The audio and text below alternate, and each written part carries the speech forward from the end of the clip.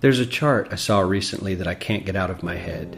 A Harvard business professor and economist asked more than 5,000 Americans how they thought wealth was distributed in the United States. This is what they said they thought it was. Dividing the country into 5 rough groups of the top, bottom, and middle 3 20% groups, they asked people how they thought the wealth in this country was divided. Then he asked them what they thought was the ideal distribution. And 92%, that's at least 9 out of 10 of them, said it should be more like this. In other words, more equitable than they think it is. Now that fact is telling, admittedly, the notion that most Americans know that the system is already skewed unfairly. But what's most interesting to me is the reality compared to our perception. The ideal is as far removed from our perception of reality as the actual distribution is from what we think exists in this country. So ignore the ideal for a moment. Here's what we think it is again. And here is the actual distribution. Shockingly skewed. Not only do the bottom 20% and the next 20%, the bottom 40% of Americans barely have any of the wealth. I mean, it's hard to even see them on the chart.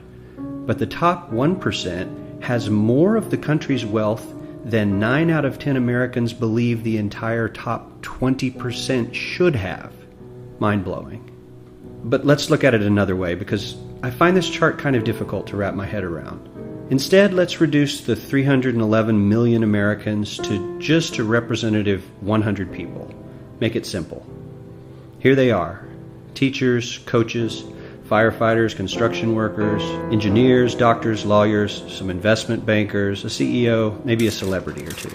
Now let's line them up according to their wealth. Poorest people on the left, wealthiest on the right, just a steady row of folks based on their net worth.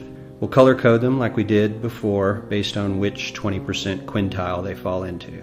Now let's reduce the total wealth of the United States, which was roughly $54 trillion in 2009, to this symbolic pile of cash. And let's distribute it among our 100 Americans. Well, here's socialism, all the wealth of the country distributed equally.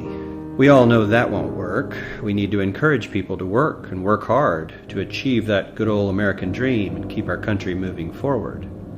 So, here's that ideal we asked everyone about. Something like this curve. This isn't too bad. We've got some incentive, as the wealthiest folks are now about 10 to 20 times better off than the poorest Americans. But hey, even the poor folks aren't actually poor, since the poverty line has stayed almost entirely off the chart. We have a super healthy middle class with a smooth transition into wealth. And yes, Republicans and Democrats alike chose this curve. 9 out of 10 people, 92%, said this was a nice, ideal distribution of America's wealth. But let's move on. This is what people think America's wealth distribution actually looks like. Not as equitable, clearly, but for me, even this still looks pretty great. Yes, the poorest 20 to 30% are starting to suffer quite a lot compared to the ideal, and the middle class is certainly struggling more than they were, while the rich and wealthy are making roughly 100 times that of the poorest Americans, and about 10 times that of the still healthy middle class. Sadly, this isn't even close to the reality. Here is the actual distribution of wealth in America. The poorest Americans don't even register. They're down to pocket change, and the middle class is barely distinguishable from the poor. In fact, even the rich between the top 10 and 20 percentile are worse off. Only the top 10% are better off. And how much better off? So much better off that the top 2 to 5% are actually off the chart at this scale. And the top 1%, this guy, well, his stack of money stretches 10 times higher than we can show. Here's his stack of cash, restacked, all by itself. This is the top 1% we've been hearing so much about. So much green in his pockets that I have to give him a whole new column of his own, because he won't fit on my chart. 1% of America has 40% of all the nation's wealth. The bottom 80%, 8 out of every 10 people, or 80 out of these 100, only has 7% between them. And this has only gotten worse in the last 20 to 30 years. While the richest 1% take home almost a quarter of the national income today, in 1976 they took home only 9%, meaning their share of income has nearly tripled in the last 30 years.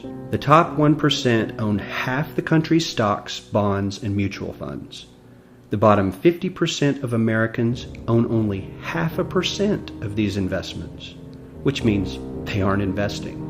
They're just scraping by. I'm sure many of these wealthy people have worked very hard for their money. But do you really believe that the CEO is working 380 times harder than his average employee? Not his lowest paid employee, not the janitor, but the average earner in his company. The average worker needs to work more than a month to earn what the CEO makes in 1 hour.